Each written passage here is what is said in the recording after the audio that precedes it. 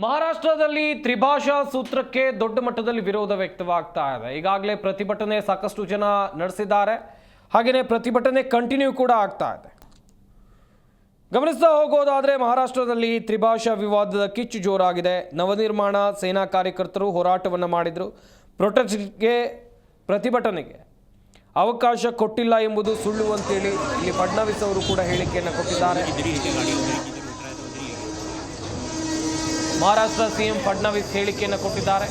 ಮಹಾರಾಷ್ಟ್ರದಲ್ಲಿ ತ್ರಿಭಾಷಾ ವಿವಾದದ ಕಿಚ್ಚು ಜೋರಾಗಿದೆ. ಇದನ್ನು ವಿರೋಧಿಸಿ ಸಾಕಷ್ಟು ಜನ ಸೇರಿರುವಂಥ ದೃಶ್ಯಾವಳಿಗಳನ್ನು ಕೂಡ ನೀವು ನೋಡ್ತಾ ಇದ್ದೀರಾ. ಪ್ರೊಟೆಸ್ಟ್ಗೆ ಅವಕಾಶ ಕೊಟ್ಟಿಲ್ಲ, ಇದೆಲ್ಲವೂ ಕೂಡ ಸುಳ್ಳು. ಮಹಾರಾಷ್ಟ್ರ ಸಿಎಂ ದೇವೇಂದ್ರ ಫಡ್ನವೀಸ್ ಕೊಟ್ಟಿರುವಂಥ ಹೇಳಿಕೆ. ತ್ರಿಭಾಷಾ ವಿವಾದದ ಕಿಚ್ಚು ಜೋರಾಗ್ತಾ ಇದ್ದಂತೆ ಏನೆಲ್ಲ ಆಗ್ತಾ ಇದೆ, ಕೆಲವೊಂದಿಷ್ಟು ರಾಜ್ಯಗಳಲ್ಲಿ ಈಗಾಗಲೇ ಆರಂಭ ಆಗಿರುವಂಥ ತ್ರಿಭಾಷಾ ವಿವಾದದ ಕಿಚ್ಚು ಹೇಗೆ ವ್ಯಾಪಿಸ್ತಾ ಇದೆ.